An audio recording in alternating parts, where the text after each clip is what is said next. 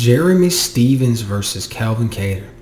Now, this is a fight that I'm really looking forward to, right? For a couple reasons. One, I'm a fan of both guys, so naturally I look forward to watching both of them fight. But a little more than that, it's going to be an interesting match for the division, right? Because the winner of this one is going to position himself pretty nicely. After this, maybe he wins one, maybe two more fights. Especially if he does so impressively, you really could be looking at a title shot, right? We just had a new champ crowned in the division, so it's always going to be that's always a time for a shakeup. And with impressive performances, guys can position themselves well to get a shot at the champ. And so both guys are going to come out hungry, especially since they're both just coming off a loss, and both of them feel like they're actually better than their most recent performances showed. So it's going to be good. Now in this one, boom, I'm going with Kattar. Right, going with Calvin Kattar on this one, and I'll tell you why. One caveat: it's not like it's 100% guaranteed lock. Take out a second mortgage on the house, bet everything you own on it. Nothing crazy like that. But I do think Kattar's going to come out with the win. Okay, and the reason is this. I mean, ultimately, he's a more well-rounded fighter, a better fighter, but he's going to rely more on his boxing. His hands, I think, are much better than Jeremy Stephens. Now, Stephens has more power. He's got really good power, but that's both his blessing and his curse. Because of that, he doesn't set up a lot of shots. Okay, he goes in there and he throws everything with bad intentions, and he really tries to land, hard shots on guys and hurt them and get them out of there. To do that, you got to be flat-footed to really generate that real, true, hard power, which of course he does. So he fights flat-footed.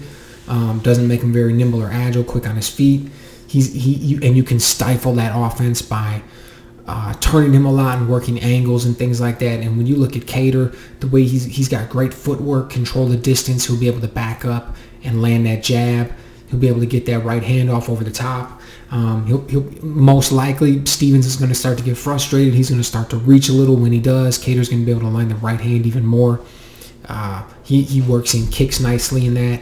I think he's going to make it look pretty good. Stephens, he doesn't cut off the octagon well. He follows. So if Kattar starts to get that nice rhythm and control the distance while he's backing up, turning him so that Stephens isn't getting his offense off, controlling with the jab, I think he'll really be able to showcase his skill set well. His hands are smooth, they're fast. He shoots long, straight punches, and he's big for the division, right? So in that sense, it's a really good matchup for Kattar.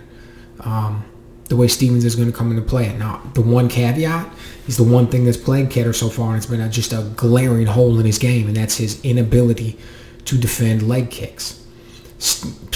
On the other side of the equation, you got Stephens, who's got some nasty leg kicks, okay? And just like everything else he does, he throws them with bad intentions, right? So he's going to be out there and he's going to throw his leg kicks, and he's going to throw them hard, and he's going to throw them to try and chop dude's leg off. And when he does, and the thing about it is, when guys get their leg kicks off on Kattar, he doesn't throw his jab, okay? It messes up his rhythm to throw the jab when guys throw that leg kick with real frequency.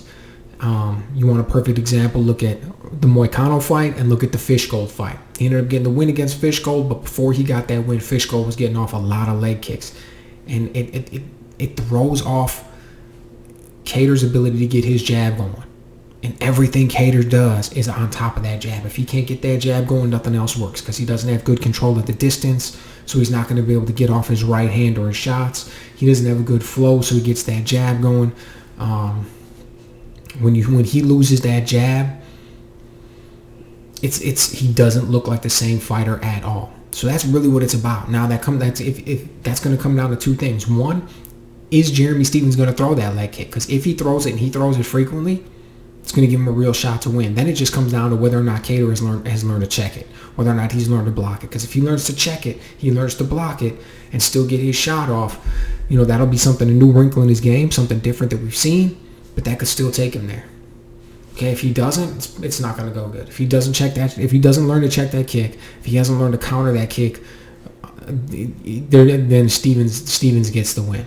The other thing is maybe Stephens doesn't throw it quite as much. For whatever reason, maybe he comes out there, he doesn't throw it with a lot of frequency. He throws them a couple times, he gets it off, Maybe Kattar checks it once, and then Stephens doesn't go back to it.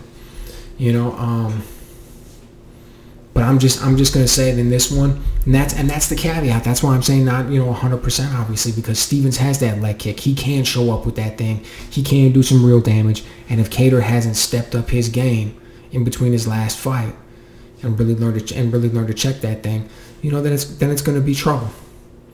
But I'd lean towards him. Now, mind you, when I'm saying that, this isn't a fight that I would bet on. This isn't a fight I'd put money on, because the chance that Stephens comes out there, starts landing that leg kick, and then lands some hard shots and either gets potentially a stoppage, but maybe even the victory just off a decision, that's a real possibility. I'm not, discounting that by any stretch of the imagination. So this isn't a fight that I would bet on. The odds don't have Kattar as some huge underdog or something where you're going to get a really nice play on it. So this one I would stay away. But just looking at the fight, my opinion, I'd lean towards Kattar on it for sure. And I'm interested, and I'll be interested to see how he handles that leg kick. That's the next evolution in his game. We'll have to see. I really hope he comes out and learns to check that. Hope he continues to evolve. He's not a young guy, so if he's going to make a run, man, he's got to put it together now, right? He feels like he's new. We're kind of seeing him in the UFC. He's only had like 5 or 6 fights, but, the guy's like 32. And at these lighter weights, you get older quicker, because more of the division and more of the skill set in the game, the division is built on, speed and agility. Right, in the heavier weights, you can typically, even in boxing, in the heavier weights, typically guys can stick around a little bit longer, fight till they're a little bit older. It's kind of like a general rule how it goes, right? Obviously, there's freaks out there for every which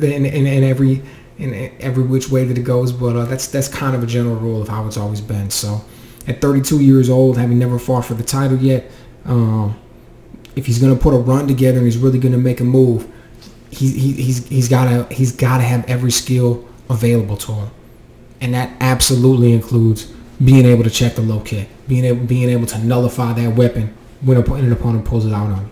So really looking forward to this fight, seeing what's going to happen with it, how both of these guys come out with what they bring to the table. Like always, should be a great fight. Let me know what you guys think in the comments down below. Who you think is going to walk away with this one, and what's next for them.